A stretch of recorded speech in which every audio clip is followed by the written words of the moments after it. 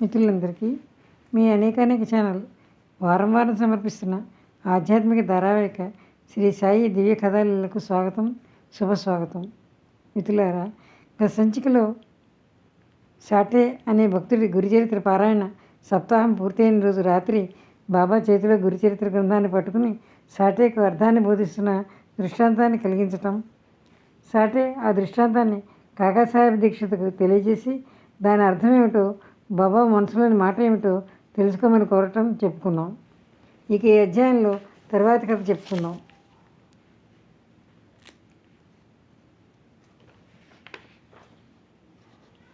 తగిన సమయం చూసి కాకా బాబాకు సాటే స్వప్నాన్ని తెలిపి, బాబా, ఈ దృష్టాంతంలో సాటేకు ఏమని తెలియజేశారు?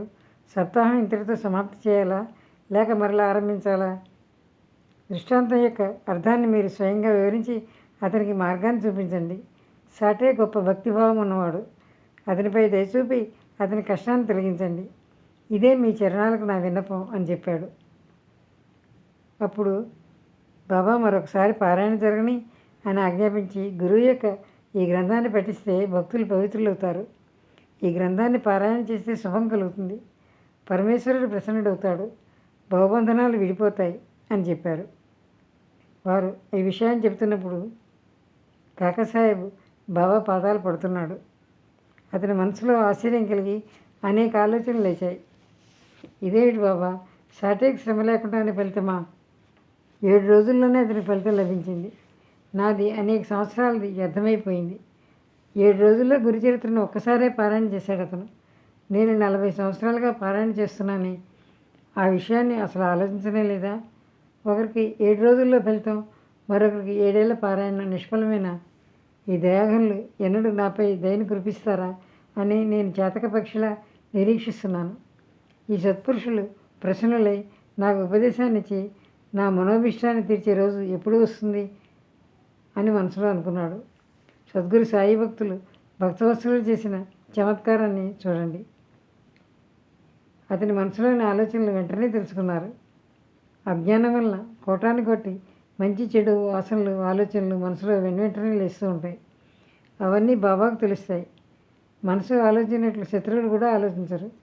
ఇది అందరికీ బాగా తెలిసినదే. ఇతరులు ఎవరికీ తెలియని సాయి మహారాజుకు వెంటనే తెలిసిపోతాయి. కానీ కరుణామయ్య అయిన తల్లి అందరి దురాలోచనలను తన కడుపులో దాచుకుంటుంది. మంచి ఆలోచనలు కలిగినప్పుడు వారిని బాగా ప్రోత్సహిస్తారు.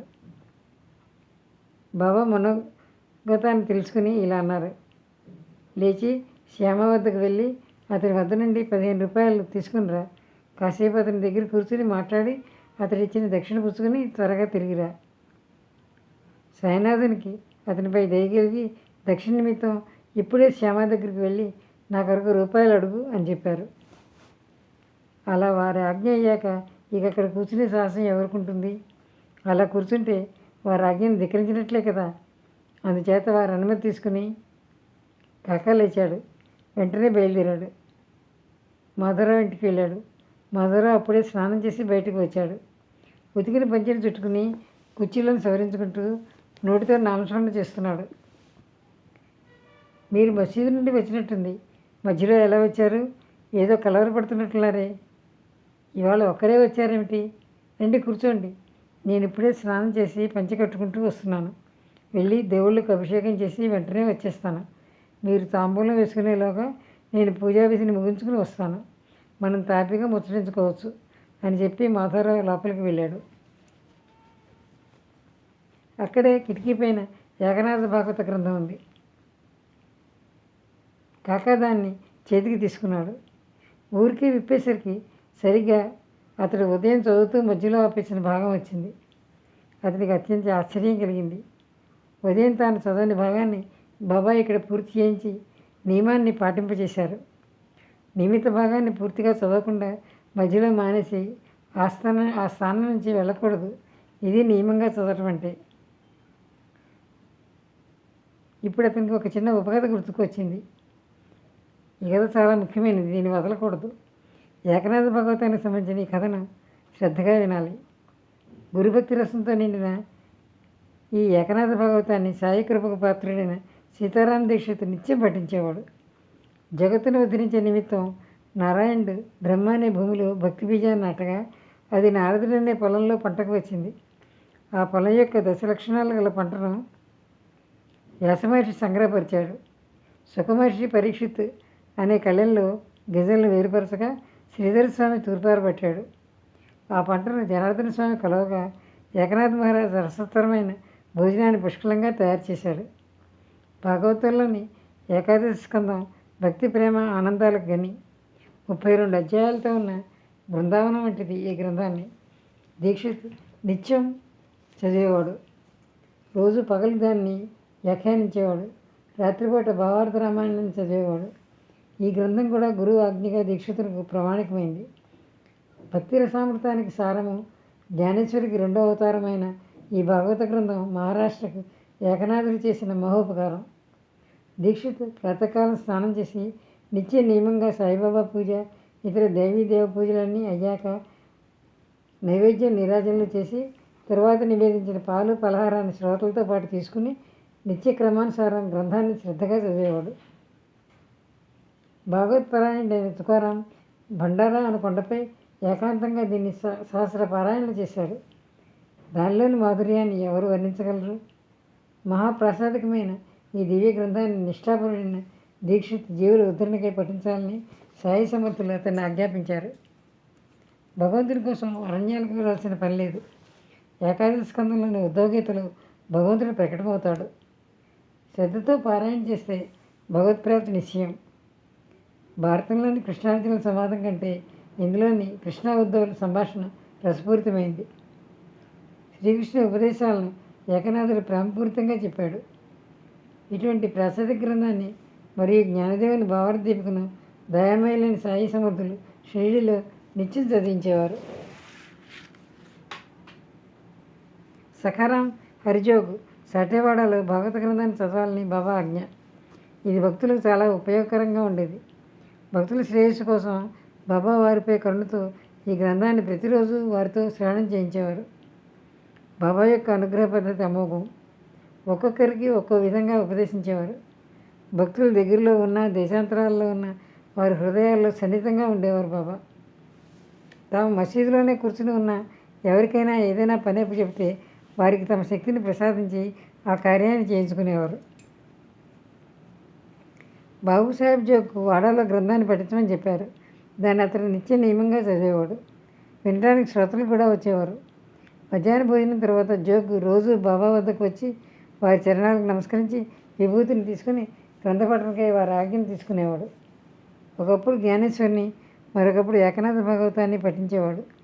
ఎంతో ఆనందంతో పారాయణ చేసి అర్థాలను విశ్లేషించి బాగా వ్యాఖ్యానించేవాడు. అలా బాబా అతనికి ఆజ్ఞ ఇచ్చిన తర్వాత తమ దర్శనానికి వచ్చిన కొందరు భక్తులకు అది శ్రవణం చేయండి అని వెంటనే అక్కడికి పంపేవారు. ఒక్కోసారి సంక్షిప్తంగా ఒక కథలాగా చెప్పేవారు తాను. వారిని శ్రోతలు తమ చెవుల్లో నింపుకునేవారు. ఇంతలో బాబా వెంటనే వాడాకు వెళ్ళి గ్రంథశ్రవణం చేయండి అని పంపేవారు. శ్రోతలు భక్తిభావంతో వాడాకు వెళ్ళగా అక్కడ వారికి బాబా చెప్పిన కథే నడుస్తూ ఉండేది. అప్పుడు వారికి విషయం బాగా స్పష్టంగా పూర్తిగా అర్థమయ్యేది. జ్ఞానేశ్వరి లేదా ఏకనాథుని భాగవతం చదువుతున్న బాబా చెప్పిన కథల్ని వివరిస్తుంటే శ్రోతలకు చాలా విశిష్టంగా అనిపించేది. గ్రంథంలోని 1-2 భాగాలను చదవమని బాబా ఆదేశించకపోయినా జోగు అంతకుముందు బాబా చెప్పిన ప్రసంగానికి సరిపోయే విధంగా కథను చదివేవాడు. భగవద్గీత, భాగవతం ఈ 2 ముఖ్య గ్రంథాలే. భాగవత ధర్మానికి సారభూతమైనవి. జోగు వీటిని నిత్యం పఠించేవాడు. భావార్థ దీపిక అన్న పేరుతో ఉన్న గీత, జ్ఞానేశ్వరి టీకా మరియు ఏకనాథుని భాగవతంలోని ఏకాదశి స్కందం పరమార్థ నిరూపణకు ఆధారాలు. అలా నిత్య క్రమానుసారం భాగవత పఠనం జరుగుతుంటే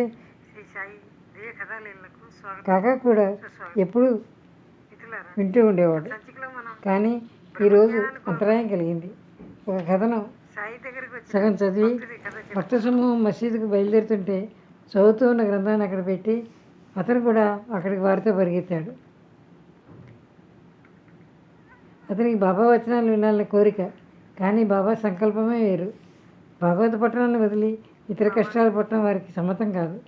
అందువలన అతను ఆ రోజు చదవలసిన భాగాన్ని బాబా అతని చేత చదివించారేమోనని అనిపిస్తుంది.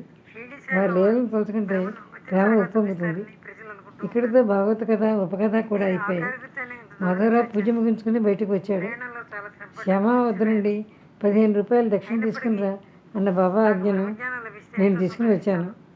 నేను బాబా పాదసేవ చేస్తూ కూర్చుండగా అకస్మాత్తుగా మీరు గుర్తుకు వచ్చారు. అంతే, లేచి శ్యామ వద్దకు వెళ్ళి దక్షిణ తీసుకురా. అతని ఇంట్లో కాసేపు కూర్చుని మీరు ఉభయులు పరస్పరం ముసరించుకున్న తర్వాత తిరిగిరా అని బాబా నాకు చెప్పారన్నాడు. మాధవరావు అది విని అత్యంత ఆశ్చర్యచకితుడయ్యాడు. రూపాయలకు బదులుగా నా నమస్కారాలే నా దక్షిణ అని అన్నాడు. మిత్రులారా, ఇంతటితో ఈనాటి సాయి దివ్య కథలకు లీలలు ఈ సంచికి ముగిస్తున్నాను. మిగతా కథ వచ్చేవారిని చెప్పుకుందాం. అంతవరకు సెలవు. ఓం శ్రీ సాయినాథాయ నమః.